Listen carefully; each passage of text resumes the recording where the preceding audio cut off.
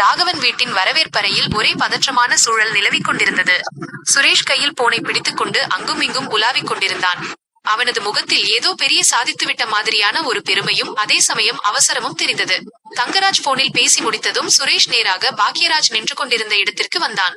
சுரேஷ் தன் அண்ணன் பாக்யராஜை பார்த்து, அண்ணே, நான் சொல்றத கொஞ்சம் பொறுமையா கேளு அண்ணே. எதுக்கு எடுத்ததுக்கும் நீ இப்படி கோபப்பட்டுக்கிட்டே இருக்க? தங்கராஜ் மாமா நம்ம குடும்பத்துக்காக எவ்வளவு விஷயங்களை யோசிச்சு பண்றாரு தெரியுமா? இன்னைக்கு நான் ஒரு நல்ல கம்பெனில வேலை பாக்குறேன்னா அதுக்கு முழு காரணமே தங்கராஜ் மாமா தான். அவர் போய் என் ஆபீஸ் முதலாளி கிட்ட பேசி எனக்கு இவ்ளோ பெரிய பொறுப்பான வேலைய வாங்கி தந்திருக்காரு. அப்படிப்பட்ட மனுஷனை நீ ஏனே தப்பாவே புரிஞ்சுக்கிற அப்படின்னு சுரேஷ் சொன்னான்.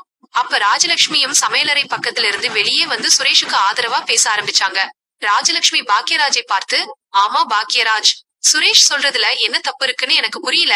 தங்கராஜ் மாப்பிள்ள நம்ம குடும்பத்துக்கு ஒரு கஷ்டம்னா உடனே வந்து நிப்பாரு.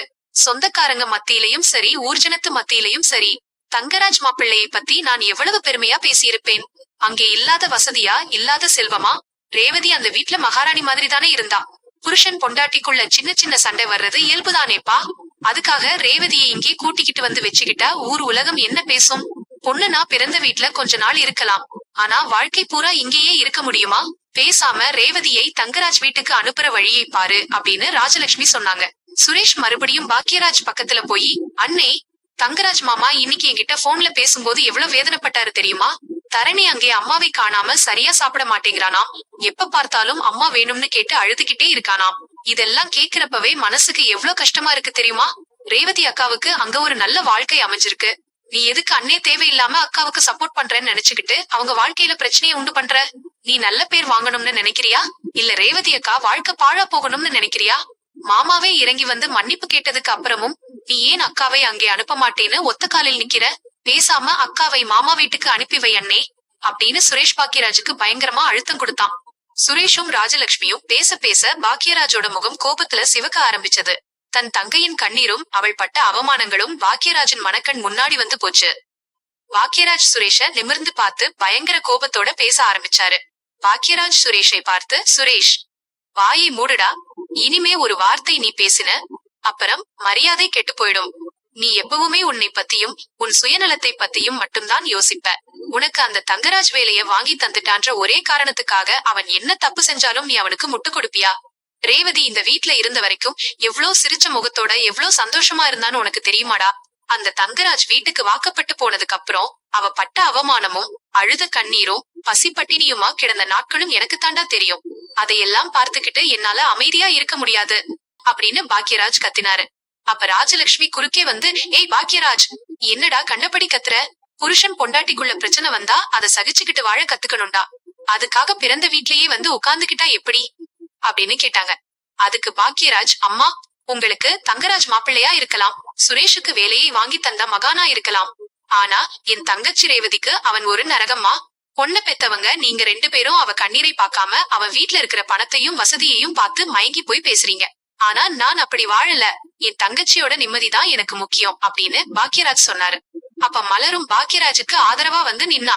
மலர் ராஜலட்சுமியையும் சுரேஷையும் பார்த்து, ஆமா அத்தை, பாக்யராஜ் சொல்றதுல என்ன தப்பு இருக்கு? அழகுமதி வேலைக்கு போக கூடாதுன்னு பின்னால இருந்து சதி செஞ்சதே அந்த தங்கராஜ் தான். அதை தட்டி கேட்டதுக்காக ரேவதியை எவ்வளவு சித்திரவதை பண்ணியிருக்காரு. உண்மை என்னன்னு தெரியாம நீங்க எல்லாரும் அந்த தங்கராஜுக்கே சப்போர்ட் பண்றீங்க அப்படின்னு மலர் சொன்னா. பாக்யராஜ் சுரேஷை பார்த்து இன்னும் ஆவேசமா, சுரேஷ், தங்கராஜாலதான் எனக்கு வேலை கிடைச்சதுன்னு நீ பெருமையா சொல்றியே, அதே தங்கராஜாலதான் என் தங்கச்சி ரேவதியோட நிம்மதியே போச்சு. இந்த வீட்ல இருக்கிற யார் எனக்கு சப்போர்ட் பண்ணலனாலும் எனக்கு கவலை இல்லடா. ரேவதி என் கூட பிறந்த தங்கச்சி. அவளுக்கு ஒரு கஷ்டம்னா இந்த பாக்யராஜ் உயிருள்ள வரைக்கும் தட்டி கேட்பான். அவ இனிமே எங்கே போயும் யாரிடமும் பிச்சை கேட்க வேண்டியதில்லை. எனக்கு இப்ப ஒரு நல்ல ஆபீஸ்ல பொறுப்பான வேலை கிடைச்சிருக்கு, நல்ல வருமானம் வருது. என் தங்கச்சியையும் அவ குழந்தைகளையும் என்னால சொந்த காலில் நின்னு நல்லபடியா பார்த்துக்க முடியும். அவ இனிமே அந்த நரகத்துக்கு போகவே மாட்டா, என் வீட்லதான் இருப்பா. இது என் முடிவு அப்படின்னு பாக்யராஜ் ரொம்ப உறுதியா சொன்னாரு. இதை கேட்டு ரேவதி கண்ணீரோட பாக்யராஜை பார்க்க சுரேஷும் ராஜலட்சுமியும் அமைதியானாங்க. இங்கே பாக்யராஜ் உறுதியா இருக்கிறத தெரிஞ்சுக்கிட்ட தங்கராஜ் கோபத்துல பற்களை நெரிச்சாரு. பாக்யராஜுக்கு நல்ல வேலை கிடைச்சு நல்ல வருமானம் வர்றதாலதான் அவன் தனக்கு எதிரா பேசுறான்னு தங்கராஜ் புரிஞ்சுக்கிட்டாரு. உடனே பாக்யராஜோட ஆபீஸ் முதலாளியை பார்க்க தங்கராஜ் கிளம்பி போனாரு. பாக்யராஜோட முதலாளி அறையில தங்கராஜ் கெத்தா போய் நாற்காலியில உட்கார்ந்தாரு. முதலாளி தங்கராஜை பார்த்து, வாப்பா தங்கராஜ், நீ பெரிய பிசினஸ்மேன், உன்னை போய் நான் பார்க்கணும். நீயே தேடி வந்திருக்கியே, என்ன விஷயம் அப்படின்னு கேட்டாரு. தங்கராஜ் ஒரு தந்திரமான சிரிப்போட, சார், உங்க ஆபீஸ்ல புதுசா பாக்யராஜ்னு ஒருத்தன் சேர்ந்திருக்கானே, அவனை பத்தி பேசத்தான் வந்தேன். அவனுக்கு எதுக்கு சார் இவ்வளவு பெரிய பொறுப்பான வேலையை கொடுத்திருக்கீங்க? அவனுக்கு என்ன தகுதி இருக்குன்னு இந்த வேலையை கொடுத்தீங்க அப்படின்னு கேட்டாரு. அதை கேட்டு முதலாளி ஆச்சரியப்பட்டு, ஏன் தங்கராஜ் அப்படி சொல்ற? பாக்யராஜ் ரொம்ப திறமையானவன், வேலையை ரொம்ப நேர்மையா பாக்குறான். அவனால நம்ம ஆபீஸுக்கு நல்ல பேர் தான் வருது அப்படின்னு சொன்னாரு. தங்கராஜ் உடனே விஷமத்தனமா சிரிச்சுக்கிட்டே, திறமையாவது நேர்மையாவது, சார், அவன் என் சொந்த மச்சான். அவனை பத்தி எனக்கு நல்லா தெரியும். அவன் வேலையை ஒழுங்கா பார்க்க மாட்டான். குடும்ப பிரச்சனைய ஆபீஸுக்கு இழுத்துக்கிட்டு வருவான். இன்னைக்கு கூட அவன் ஆபீஸுக்கு வரலையே, கவனிச்சீங்களா சார்? பொண்டாட்டி தங்கச்சின்னு வீட்ல உட்கார்ந்துகிட்டு ஆபீஸ் வேலையை பாழாக்குறான். அவன் நல்லவன் மாதிரி நடிச்சு உங்களை ஏமாத்துறான் சார். அவனால உங்க ஆபீஸுக்கு பெரிய நஷ்டம் தான் வரும் அப்படின்னு பாக்யராஜை பத்தி தப்பாவே பேசி போட்டு கொடுத்தாரு. முதலாளி கொஞ்சம் யோசிக்க ஆரம்பிச்சாரு. அப்படியா சொல்ற தங்கராஜ்? ஆனா அவன் வேலை விஷயத்துல அப்படின்னு இழுத்தாரு. தங்கராஜ் உடனே தன் பையில இருந்து ஒரு பெரிய பணக்கட்டை எடுத்து மேஜ மேல வச்சாரு. தங்கராஜ் முதலாளியை பார்த்து, சார், நான் சொல்றதை கேளுங்க. பாக்யராஜை விட திறமையான ஆளுங்க வெளியே எவ்வளவோ பேர் இருக்காங்க.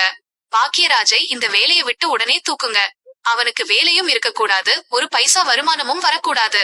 நீங்க கேக்குறத விட அதிக பணமும் கமிஷனும் நான் உங்களுக்கு தர்றேன். இனிமே உங்க பிசினஸுக்கு தேவையான எல்லா கான்ட்ராக்டையும் நான் என் சொந்த செலவுல வாங்கி தர்றேன். ஆனா பாக்யராஜுக்கு இனிமே இந்த ஆபீஸ்ல வேலை இல்லைன்னு இப்பவே போன் பண்ணி சொல்லணும் அப்படின்னு லஞ்சம் கொடுத்தாரு. பணத்தை பார்த்ததும் அந்த முதலாளியோட மனசு மாறி போச்சு. முதலாளி சிரிச்சுக்கிட்டே, சரி தங்கராஜ், நீ சொல்லி நான் செய்யாம இருப்பேனா? பாக்யராஜை இப்பவே வேலையை விட்டு தூக்குறேன். இனி அவன் இந்த ஆபீஸ் பக்கமே வர முடியாது அப்படின்னு சொன்னாரு. தங்கராஜ் மனசுக்குள்ள கொடூரமா சிரிச்சுக்கிட்டே, பாக்யராஜா, உனக்கு பெரிய வேலை வந்துடுச்சுன்னு தானே என் தங்கச்சியை காப்பாத்துறேன்னு குதிச்ச. இப்ப உன் வேலையே போச்சு. இனி நீ எப்படி ரேவதியை காப்பாத்துறேன்னு நான் பார்க்கிறேன்டா அப்படின்னு மனசுக்குள்ள நினைச்சுக்கிட்டு அங்கிருந்து கெத்தா கிளம்புனாரு. இங்கே பாக்யராஜ் வீட்ல எல்லாரும் உட்கார்ந்து இருந்தப்போ பாக்யராஜோட போன் அடிச்சது. பாக்யராஜ் சந்தோஷமா போனை எடுத்து, சொல்லுங்க சார் அப்படின்னு பேசினாரு. ஆனா போன்ல பேசின அந்த முதலாளி கோபமா, என்ன பாக்யராஜ், இன்னைக்கு எவ்வளவு பெரிய பொறுப்பான வேலை இருந்தது. நீ அந்த வேலையை செய்யாம வீட்லயே இருந்தா எப்படி? நீ இன்னைக்கு வரமாட்டேன்னு கூட யார்கிட்டயும் சொல்லவே இல்ல. இப்பதான் உனக்கு பொறுப்பான வேலையை கொடுத்திருக்கோம். ஆனா நீ வேலையை சரியா செய்யாம வீட்ல இருக்கிற வேலையை மட்டும் பாத்துக்கிட்டு இருக்க. பேசாம இனி நீ நம்ம ஆபீஸுக்கு வர வேண்டாம். நீ இந்த வேலையை செய்யவே வேண்டாம். உன்னை வேலையை விட்டு தூக்கியாச்சு அப்படின்னு கத்திட்டு போனை வச்சுட்டாரு. பாக்யராஜ் பேரதிர்ச்சியில, சார், சார், நான் சொல்றதை கேளுங்க சார் அப்படின்னு கத்தியும் பலனில்லை. போன் துண்டிக்கப்பட்டது. பாக்யராஜ் அதிர்ச்சியில கையில இருந்த போனை கீழே போட்டுட்டு சோஃபாவில் அப்படியே சாய்ஞ்சு உட்கார்ந்தாரு. அவரால இந்த அதிர்ச்சியை தாங்கவே முடியல. மலர் பயத்தோட ஓடி வந்து, பாக்யராஜ், என்ன ஆச்சு? ஆபீஸ்ல இருந்து என்ன சொன்னாங்க? ஏன் ஒரு மாதிரி இருக்கீங்க அப்படின்னு கேட்டா. பாக்யராஜ் கண்ணீரோட, மலர், என் வேலை போயிருச்சு மலர். இனிமே நான் வேலைக்கு வரக்கூடாதுன்னு சொல்லிட்டாங்க. நான் என்ன தப்பு செஞ்சேன்னு தெரியலையே மலர் அப்படின்னு சொல்லி அழுது புலம்பினாரு. ரேவதியும் ஓடி வந்து அண்ணனை பார்த்து பதறினா. அப்ப ராஜலட்சுமி வழக்கம் போல கத்த ஆரம்பிச்சாங்க. பாத்தியா, இதைத்தானே நான் சொன்னேன். நான் தங்கச்சியை பார்த்துப்பேன், எனக்கு நல்ல வேலை இருக்குன்னு பெரிய வார்த்தை பேசுனியே. இப்ப உன் வேலையே போச்சு. இனிமே சொந்த குடும்பத்துக்கே சோறு போட முடியாது. இதுல ரேவதியை எப்படி பார்த்துப்பாய் அப்படின்னு பாக்யராஜ ரொம்ப மட்டமா பேசினாங்க. அந்த நேரத்துல வாசற்கதவு திறக்கப்பட்டு தங்கராஜ் கையில் ஒரு பெரிய ஸ்வீட் பாக்ஸோட சிரிச்ச முகமா ரொம்ப கெத்தா உள்ளே நுழைஞ்சாரு. தங்கராஜ் ஸ்வீட் பாக்ஸை திறந்து ராகவனுக்கும் ராஜலட்சுமிக்கும் கொடுத்துக்கிட்டே, ஆஹா, என்ன பாக்யராஜ், வீடே ஒரே சோகமயமா இருக்கு. விஷயத்தை கேள்விப்பட்டியா? உன் வேலை போயிடுச்சாமே. ஐயோ பாவம்டா நீ அப்படின்னு நக்கலா பேசினாரு. சுரேஷ் குழப்பத்தோட, மாமா, நீங்க என்ன சொல்றீங்க? அண்ணன் வேலை போனதுக்கு ஸ்வீட் தர்றீங்களா அப்படின்னு கேட்டான். தங்கராஜ் பாக்யராஜை பார்த்து எகத்தாளமா சிரிச்சுக்கிட்டே, பின்ன என்ன சுரேஷ், இவன் என்ன பெரிய கொம்பனா? என் தங்கச்சியை நான் பார்த்துப்பேன், எனக்கு பெரிய வேலை இருக்கு என்னென்னவோ பேசினான்ல. இப்ப கையில காசும் இல்லை, கதியும் இல்லை. பாக்யராஜா, உன்னால உன் பொண்டாட்டி மலருக்கே சோறு போட முடியாது. இதுல ரேவதியையும் அவ பசங்களையும் நீ காப்பாத்த போறியா? ரேவதியை காரில் கூட்டிட்டு போய் ராஜ வாழ்க்கை வாழ வைக்கிற தகுதி எனக்கு மட்டும்தாண்டா இருக்கு. உன் தகுதி என்னன்னு இப்ப உனக்கு புரிஞ்சிருக்கும்னு நினைக்கிறேன் அப்படின்னு தங்கராஜ் எல்லார் முன்னாடியும் பாக்யராஜா அசிங்கப்படுத்தினாரு. தங்கராஜ் பேசின நக்கல் பேச்சை கேட்டு மலருக்கு பயங்கர சந்தேகம் வந்துடுச்சு. மலர் தங்கராஜை பார்த்து கோபமா, தங்கராஜ், பாக்யராஜுக்கு வேலை போன காரணம் ஆபீஸ்ல இருக்கிற அவருக்கு மட்டும்தான் தெரியும். ஆனா நீங்க எப்படி அவ்வளவு துல்லியமா காரணம் சொல்றீங்க? அப்ப பாக்கியராஜோட வேலையை கெடுத்ததே நீங்க தானா அப்படின்னு கேட்டா. தங்கராஜ் திமிரா சிரிச்சுக்கிட்டே, ஆமாடி, நான் தான் செஞ்சேன். அந்த ஆபீஸ் முதலாளி என் ஃப்ரெண்டுடா. நான் போய் 2 வார்த்தை சொன்னேன், லஞ்சத்தை கொடுத்தேன், அம்பிட்டுதான். அவன் பாக்கியராஜை ஒரே தூக்கா தூக்கி வெளியே போட்டான். என்னடா பாக்கியராஜ், என்னை எதிர்த்து பேசுவியா? என் பொண்டாட்டியை என் வீட்டுக்கு அனுப்பாம நீ தடுத்து நிறுத்துவையா? உன்னை நடுத்தெருவுல நிக்க வைப்பேன்னு சொன்னேன்ல, நிக்க வச்சுட்டேன்ல அப்படின்னு திமிரா சொன்னாரு. தங்கராஜ் அப்படி சொல்லி முடிக்கிறதுக்குள்ள பாக்கியராஜோட பொறுமை எல்லை மீறி போச்சு. பலார் பலார் அப்படின்னு சத்தம் வீடே அதிரும்படி கேட்டது. பாக்கியராஜ் ஆவேசத்தின் உச்சத்திற்கே போய் தங்கராஜோட சட்டையை பிடிச்சு இழுத்து அவனோட கன்னத்துல ஓங்கி 2 அறை விட்டாரு. தங்கராஜ் சுழன்று போய் சுவரில் மோதி விழுந்தான். அவனோட உதட்டிலிருந்து ரத்தம் வடிய ஆரம்பிச்சது. தங்கராஜ் வலியில அலறிக்கிட்டே, ஆ பாக்கியராஜ், என்னை அடிக்கிறியாடா அப்படின்னு கத்தினான். பாக்கியராஜ் சிங்கமா உருமிக்கிட்டே தங்கராஜோட சட்டையை பிடிச்சு தூக்கி மறுபடியும் ஓங்கி ஒரு அறை விட்டாரு. பலார். பாக்கியராஜ் ஆவேச குரலில், டேய் தங்கராஜ், எச்சிலை பொக்கிஷமா நினைக்கிற கேடுகெட்ட மிருகமே, என் வேலையை கெடுத்துட்டா இந்த பாக்கியராஜ் பயந்துடுவேன்னு நினைச்சியாடா? மலர் இந்த வீட்டுக்கு மருமகளா வந்தப்போ அவ வாழ்க்கையில பிரச்சனை பண்ணினாய். அழகுமதி வேலைக்கு போக கூடாதுன்னு சதி பண்ணினாய். இப்போ என் தங்கச்சி வாழ்க்கைய அழிக்க பார்த்ததும் இல்லாம என் வயித்துல அடிச்சிட்டு ஸ்வீட் எடுத்துக்கிட்டு வந்து என்கிட்டயே நக்கலா பேசுறியாடா அப்படின்னு சொல்லி பாக்கியராஜ் திரும்பவும் அடிக்க போனாரு. சுரேஷும் ராகவனும் பயந்து போய் பாக்கியராஜை பிடிச்சுக்கிட்டாங்க. பாக்கியராஜ் கத்தினாரு, விடுடா என்னை, இவ மாதிரி ஆளுக்கெல்லாம் மனித மொழியில பேசினா புரியாது. டேய் தங்கராஜ், வேலை போனாலும் நான் உன்கிட்ட பிச்சை கேட்க மாட்டேன்டா. என் உழைப்பை நம்பி வாழ்கிறவன்டா நான்.